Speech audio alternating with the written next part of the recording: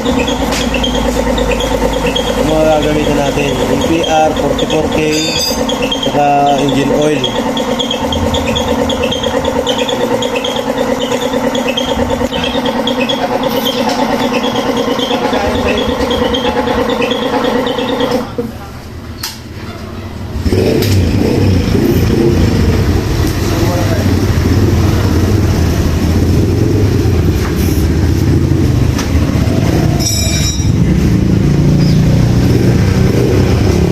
Ano natin, 44K, kalahati nito dito, kalahati sa tangke.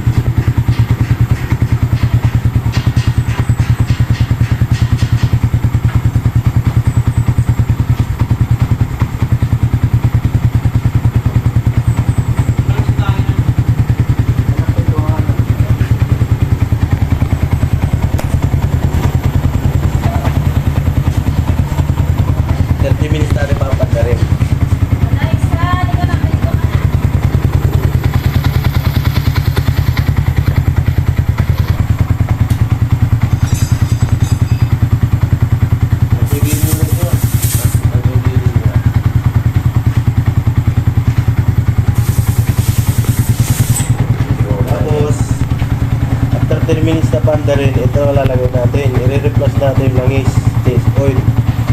Tapos pag mag-change oil, ito naman natin, panlinis na lang yung makina.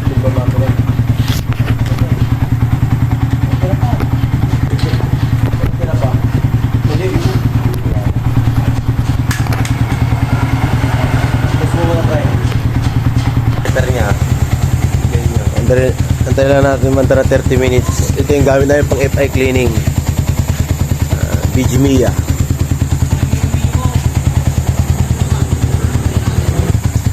Ganito pala yung setup ng pag FI cleaning. May ilaman niya na 200 ml na gasolina.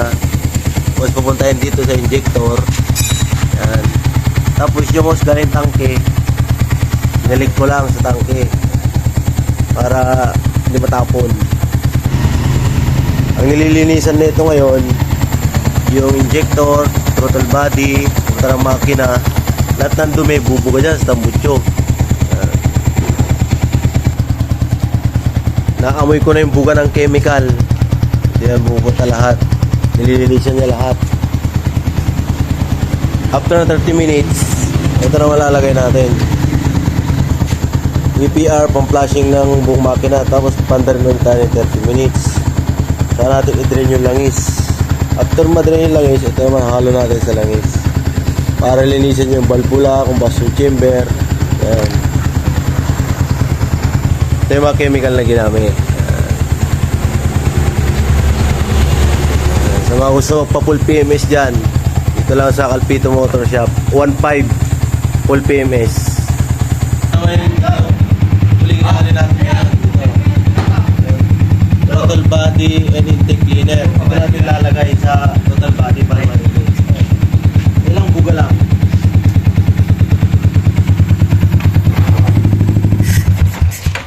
Normal lang yan mamamatay. Kaya ito yun.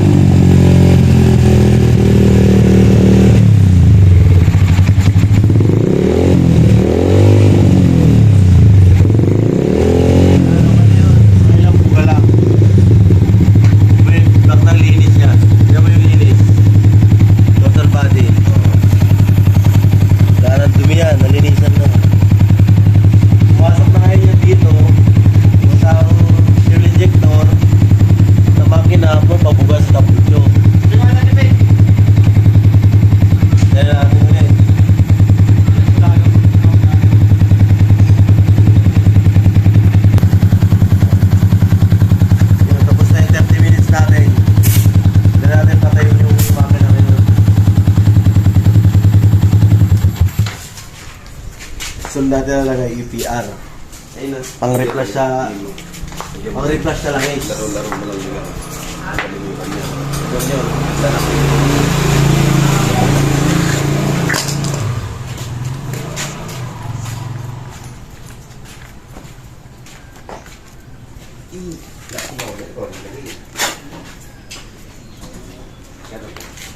Budo.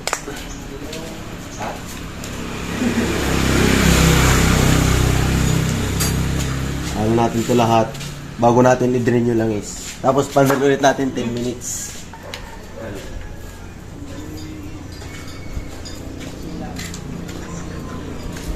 Lilinisan na yung ano nyo, yung valvula, combustion chamber para magbalik sa dati.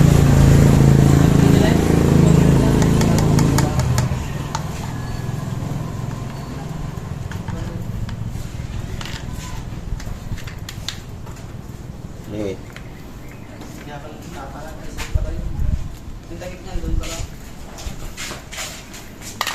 Andarin natin ulit, mga 10 minutes ulit para malinisan yung load ng makina.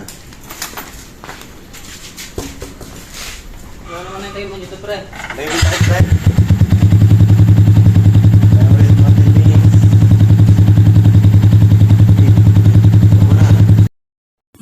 Tapos na yung pag-reflash natin. I-drain na natin ngayon yung langis. Tayo natin natin. Tapos sarado na natin to para break natin yung ano niya.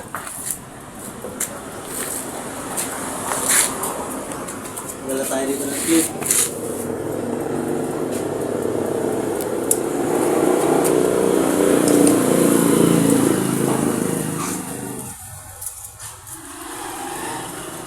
Pero may pressure pa yan. Ganda lang magtanggal ng pressure.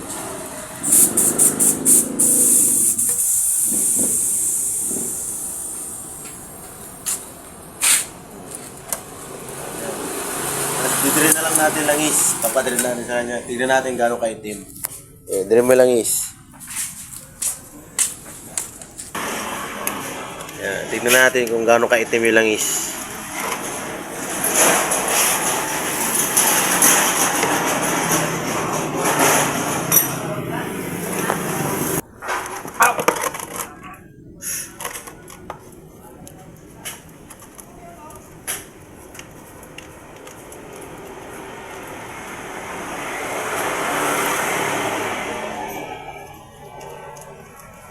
Na moment of truth kung gano'ng kaitim yung langis.